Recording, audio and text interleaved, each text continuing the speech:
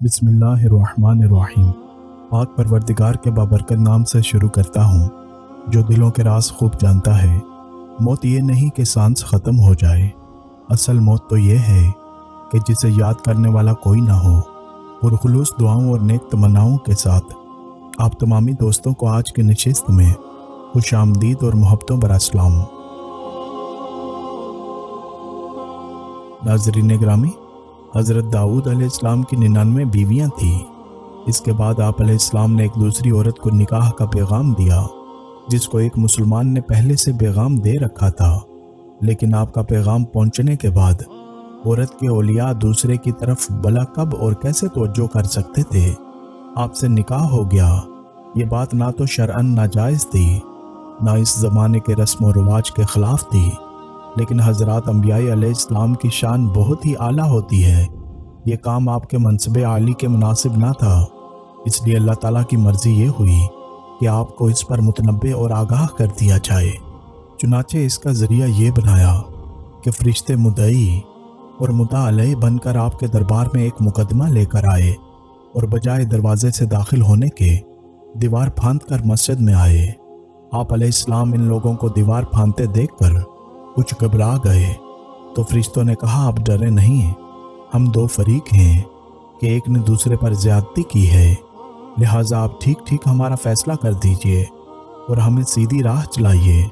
ہمارا مقدمہ یہ ہے کہ میرا یہ بھائی، اس کے پاس 99 دمبیاں ہیں اور میرے پاس ایک ہی دمبی ہے۔ اب یہ کہتا ہے کہ تو اپنی ایک دمبی بھی میرے حوالے کر دے، اور اس بات کے لیے مجھ پر دباؤ ڈالتا ہے۔ یہ سن کر حضرت داؤد علیہ السلام نے فوراً یہ فیصلہ فرما دیا کہ بے شک یہ زیادتی ہے کہ وہ تیری دمبی کو اپنی دمبیوں میں ملا لینے کو کہتا ہے، اور اس میں کوئی شبہ نہیں کہ اکثر ساجے والے ایک دوسرے پر زیادتی کرتے رہتے ہیں، مجز ان لوگوں کے جو صاحب ایمان اور نیک عمل ہوں، اور ایسوں کی تعداد بہت ہی کم ہے۔ ناظرین گرامی، مقدمے کا فیصلہ سنا کر حضرت داؤد علیہ السلام کا ماتھا ٹھنکا، اور انہوں نے سمجھ لیا کہ اس مقدمے کی پیشی در حقیقت یہ میرا امتحان تھا۔ چنانچہ فوراً ہی آپ سجدے میں گر پڑے اور خدا سے معافی مانگنے لگے، تو اللہ تعالیٰ نے آپ کو معاف فرما دیا۔ اللہ تعالیٰ قرآن پاک میں یوں ارشاد فرماتا ہے، تو ہم نے حضرت داؤد کو معاف کر دیا، اور بے شک ان کے لیے ہماری بارگاہ میں ضرور قرب اور اچھا ٹھکانہ ہے۔